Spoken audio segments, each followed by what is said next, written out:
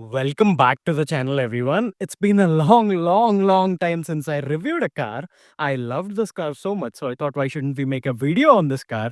Before getting into the video, I would like to thank today's video sponsors, M N Motors. If you want to check out any Mahindra car, they have dealerships across AP and they offer you the best possible service. So please do visit M N Motors. And this is the all-new Mahindra XEV 9S.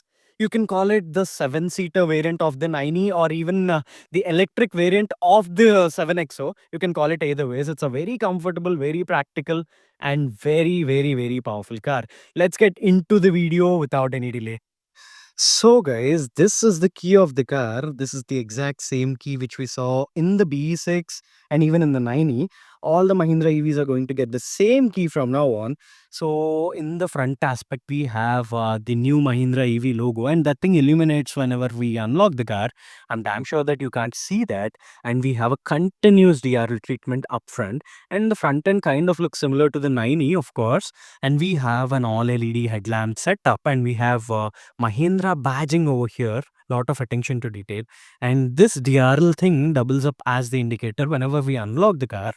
I'm sure you can see that it gets the dynamic swipe function, which looks very cool. And we got 4 parking sensors in the front, and one on this side and one on the other side on the fender part.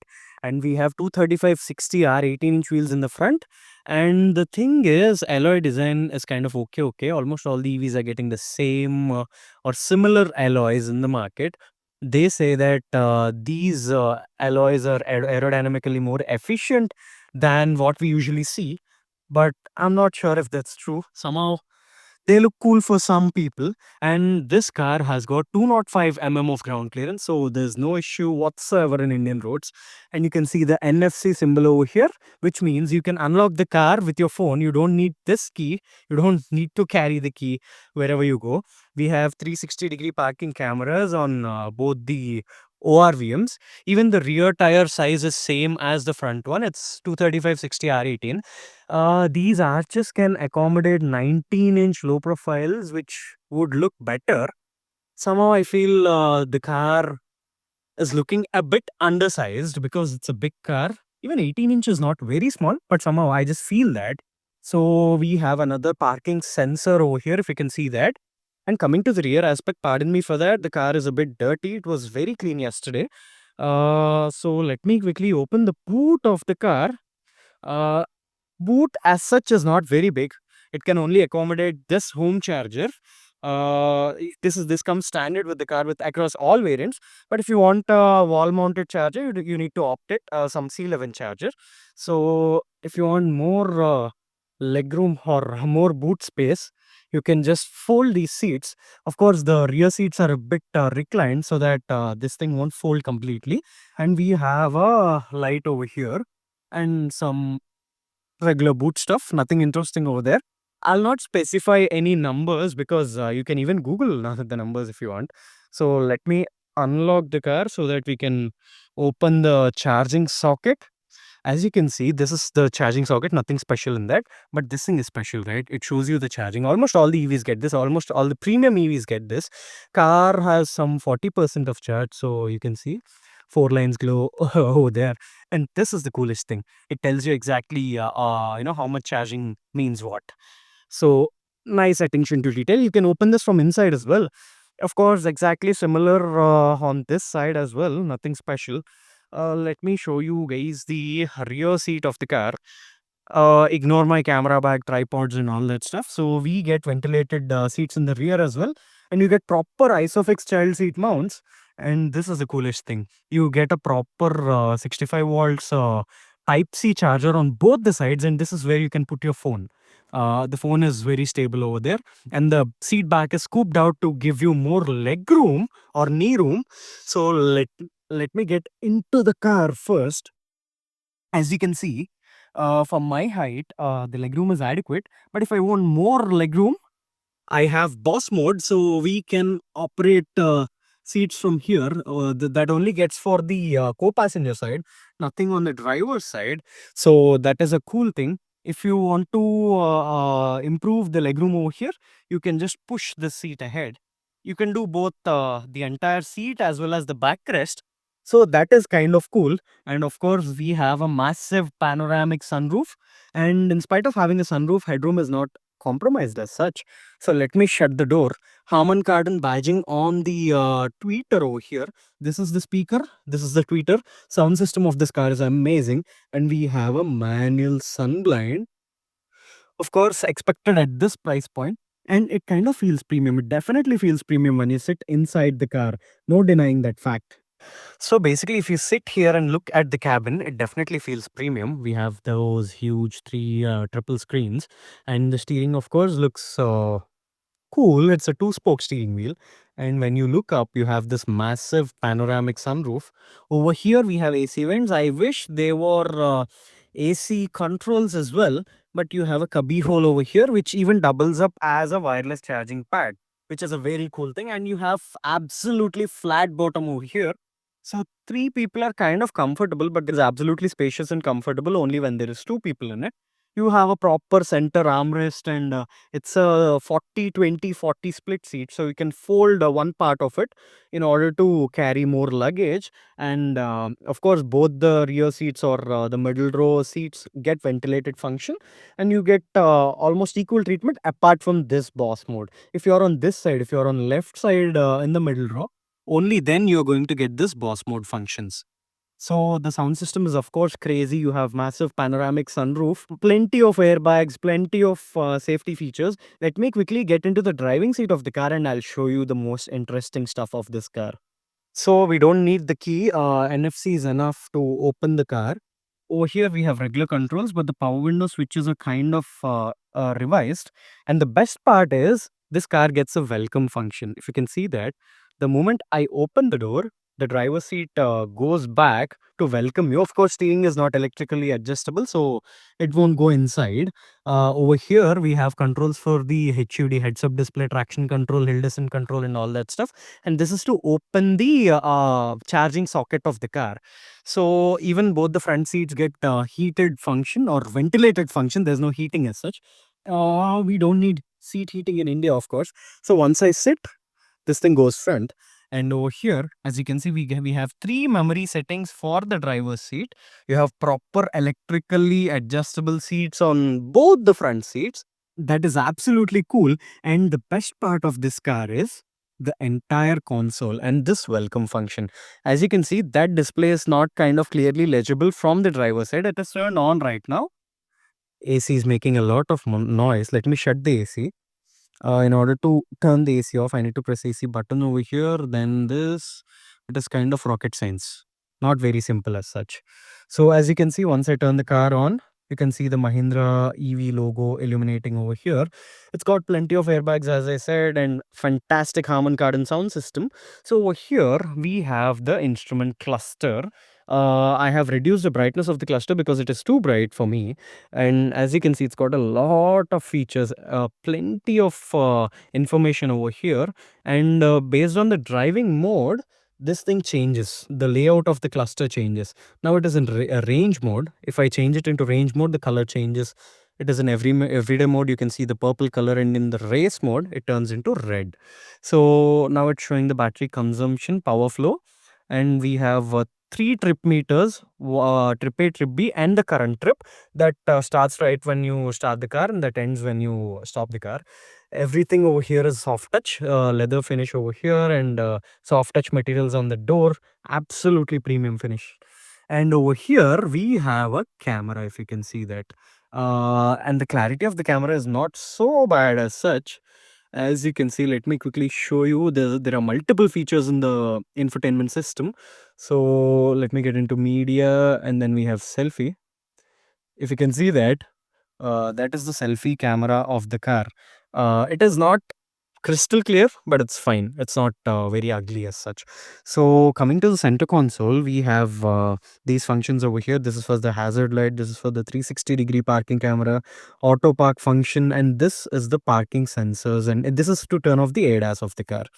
And if you open this, we have a wireless charging pad. And the coolest part is, whenever you place your phone over here, there are fans that blow air onto your phone so that the phone doesn't get overheated. Two Type C charging points over here. One acts as the wired Apple CarPlay and Android Auto thing, but this car has wireless Android Auto and Apple CarPlay, which works seamlessly. Fantastic. And we have lot of features in this car. As I said, wireless Android Auto, Apple CarPlay, and the coolest feature of this car is when I get into vehicle apps, settings, audio, sonic suit. Let me turn on. I don't know if you guys can hear this, but we get engine sounds from this car, and the car is in park. Let me rev it. Cool, right? That is absolutely cool. And let me turn this off. And there are multiple features in this infotainment system. It's an ocean. You literally need 5 to 6 days just to explore the cluster and the infotainment system. That is how loaded it is. So let us get into the center console. This looks like a screen, but it's not a screen. It's a proper piano black finished cubby hole. If you open it, as I said, we have a wireless charging pad and two Type C sockets. And over here we have the coolest looking gear knob. It looks beautiful, right? And over here we have the electric parking brake. This is the auto hold function. Two cup holders, which are obviously not cooled and heated. And this rotary thing, it acts as the iDrive controller in BMWs. This is for the sound, this is for the AC, this is for the drive modes, and this is to get into home. If you press the drive modes, it gets into drive modes. If you press AC settings open. And if you press the sound settings open. So it is not very complicated. Ba- Basically, the lack of physical buttons is kind of hectic and complicated, but we have physical buttons to get into the function. Once you open the function, like once you press the AC button and open the AC settings, rest all you need to do in that. Of course, you can use this rotary thing, but it is easy to use that, you know, uh, touch screen. I wish they have at least given manual controls or physical controls for at least the AC. Apart from that, everything is fine. Then we have a third screen. It's got many functions. You can use it for media and all that stuff. And even you can pause and play the audio. You have a cooled glove box, which is again two chambered. Here you can put your books or anything of that sort. And it's not a very huge glove box. It's kind of okay. And as you can see, the colors in the interior, the color selection is fantastic. So let me quickly open the center armrest. We again have the slot to put your key over here, and we can even remove it. The thing is, this is a cooled glove box or a cooled center armrest storage. Coming to the steering wheel, it kind of looks complicated, but it is simple. We have plus and minus buttons. These are to increase and decrease the region modes. Of course, that only happens while we are going. And this is for single pedal driving. And this is the boost mode, ultimate powerful mode. And over here we have controls for this infotainment system. Of course, these are for the volume and these are to change the track, and of course mode and voice assist. That only works when you connect the car with Apple CarPlay or Android Auto. If you're on Apple, it turns on Siri. If you're on CarPlay or Android Auto, it turns on the Google Assistant or whatever assistant. This is for the adaptive cruise control. This is for the lane keep assist, and this is the collision warning. And this menu is to toggle through this infotainment system, or rather the instrument cluster. So guys, that is pretty much about the interior and exterior of the 9S. It is a fantastic, beautiful car. But the most favorite and most engaging thing lies in driving. So without any delay, let's get started. And before driving this car, please do subscribe to my channel so that will motivate me to make more and more and more videos like this for you guys. So guys, this is the driving seat of the Mahindra XEV 9S. I'm actually confused between these names. We are into drive mode. Basically, I've turned on this custom sounds thing. It is called this sonic suit. So I'll turn it off. I've just turned it on for a little while. So first impressions, the car is absolutely smooth because it's an EV. And if you can listen to that noise, it gives you that slight V8 kind of rumble, but it is not natural, but it feels cool because this car doesn't get doesn't have an engine, so we can't expect any engine sounds. So I've shut it down completely. For starters, this car has got a 79 kilowatt hour battery, and the best part is it's very torquey. This thing generates 380 Newton meters of torque, and whenever you throttle the car, there is that immediate instant response. In spite of the size of the car and in spite of its weight, this car is close to 2 tons, maybe even more than 2 tons, but you just can't feel the weight whatsoever, because that is the amount of torque this car delivers. And this thing produces somewhere around 250 to 260 bhp of power. The basic thing is, this car comes with 2 battery packs. One is 59 kilowatt hour and this is a 79 kilowatt hour battery pack. If you're spending something close to 30 lakhs, I would rather advise you to go for a 79 kilowatt hour variant, because this thing almost does close to 500 kilometers of range. Basically, the company claimed numbers and ARA tested figures and all that. Of course, I don't care about all those figures. In practical world, in real world, this thing returns somewhere around 500 kilometers, which is absolutely practical, because I've started driving this car at around 85% at 450 kilometers of range.